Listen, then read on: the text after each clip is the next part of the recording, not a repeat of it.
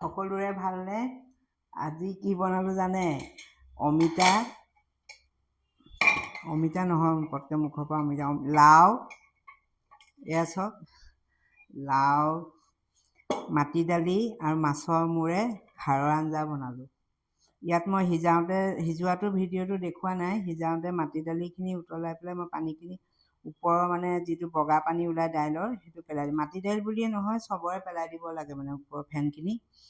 তাত মই অলপ গৰম মছলা দিলোঁ, তেজপাত দিলোঁ, জলকীয়া অলপ সৰহকৈ দিছোঁ, 4-5টামান কেঁচা জলকীয়া দিলোঁ আৰু মাছৰ মূৰখিনি কম তেলতে ভাজি মই ইয়াত দি বইল কৰি ল'লোঁ আটাইখিনি মিলাই। এতিয়া মই এইখিনি তেল মাৰিম। এতিয়া কেৰাহীখন গৰম হৈ আছে। মাছৰ মূৰ ভাজোঁতে আকৌ আপুনি হালধি নিদিব, কাৰণ খাৰ দিম যে। এতিয়া মই তেল দিছোঁ। মই সদায় কম তেলতে বনাওঁ। মিঠাতেল দিছোঁ আধা চামুচমান। ইয়াত মই 5 ফোৰণ দিম অকণমান। জুইটো কমাই থ'ব, তেলটো কমকৈ দিছোঁ যে। 5 ফোৰণ দিলোঁ। দি এই খুন্দনাত খুন্দি থোৱা আদা নহৰুখিনি ইয়াত দি দিম। এই খুন্দনাটো মোক কোনে দি থৈ গৈছিলে জানে? আমাৰ পাৱাৰ গেটত মানে কাম কৰা মানুহ এজনে ভাড়া লৈ আছিলে, ইঞ্জিনিয়াৰ এজনে। এই লাইটৰ যে প'ষ্টবোৰত আঁৰি থয় যে এনেকৈ উল্টাই পেলাই এনেকৈ, সেই বস্তুটোৱে খুন্দনা আকাৰে ল'ব পাৰি মানে। এইটো মোক যাওঁতে তেওঁলোকে দি থৈ গৈছিলে। বহুত কামত দিছে। ইমান ধুনীয়াকৈ খুন্দ খাই ন বস্তুবোৰ। এতিয়া এইখিনি ভাজি ল'ম।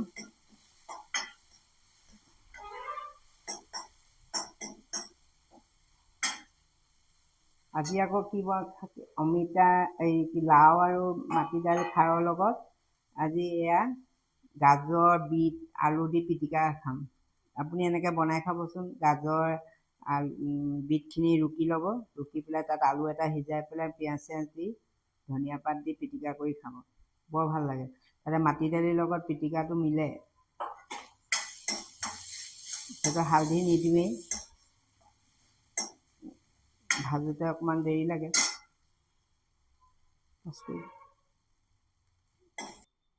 মই তেলটো মানে কমকৈ দিওঁ যে, অকণমান পানী দি দিছোঁ দেই। চিটিত পানী, বেছি পানী নিদিব, অকণমান দিব। 2 চামুচমান দি দিছোঁ পানী। নহৰুটো মানে সিজি যাব। নহৰুটো অলপ ভাজ খুৱাই ল'লোঁ আৰু। আমি তেল সদায় কমেই খাওঁ মানে। বহুত আজিকালি তেলত ভজা বস্তু খাই মানুহৰ অসংখ্য বেমাৰ, পেটৰ বেমাৰ।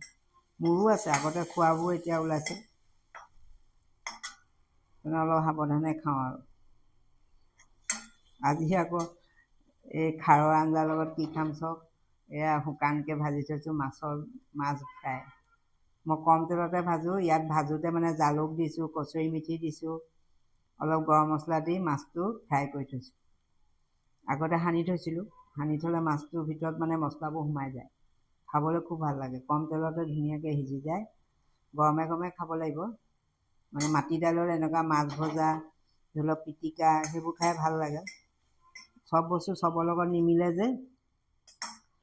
মাটি দালিৰ লগত পিটিকা, ধৰি লওক মাছ ভজা, এনেকৈ শুকান ফ্ৰাইবোৰ ভাল লাগে। জুলীয়া ভাজিবোৰ বেয়া লাগে খাই।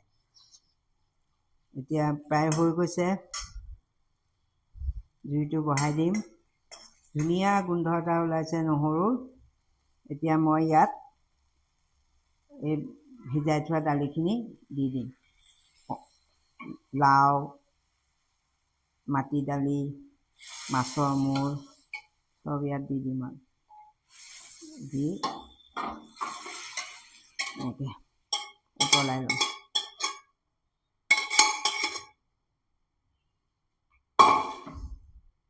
অকণমান নিমখ হৈছে নাই চাব লাগিব।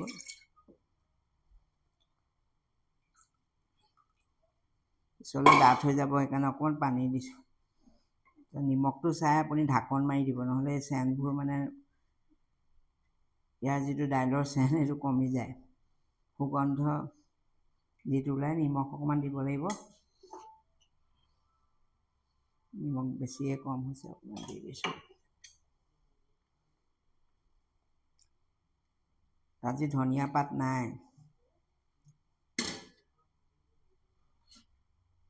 ধনিয়া পাত অকণ হ'লে ভাল লাগে খাই। এতিয়া মই কচুৰি মেথিকে অকণমান দি দিম, ধনিয়া পাত নাই যে। গৰম মছলা দিলোঁ আৰু জিৰা ধনিয়া গুড়ি সিজাওঁতেই দি দিছোঁ, মানে অকণ অকণ দিছোঁ দেই, বেছি দিয়া নাই। কিন্তু লগত 1 চামুচ অকণমান তেল দিম। লগত কেঁচা তেলৰ গোন্ধটো ধুনীয়া ওলায় খাৰত। খাৰ বনালে কেঁচা তেলটো দিবই লাগে মানে। এতিয়া অকণমান লৰাই ঢাকন মাৰি দিছোঁ, উতলক। এয়া সুন্দৰভাৱে উতল আহি গ'ল। ঢাকনখন দি দিলে মানে বস্তুটো মানে গোন্ধটো থাকি যায়, নহ'লে গোন্ধটো উৰি পেলাই গুচি যোৱালৈকে কমি যায়। আৰু অসমীয়াৰ মানে খাৰ, আৰু আমাক এনেই খাৰ খোৱা অসমীয়া বুলি কয় জানো। সেয়া প্ৰায় হৈ গ'ল, মই গেছটো অফ কৰি দিছোঁ।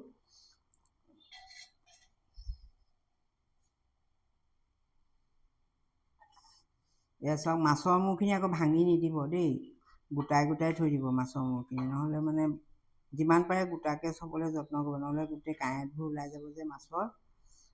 ভাতৰ লগত খাবলৈ অলপ অসুবিধা হয়।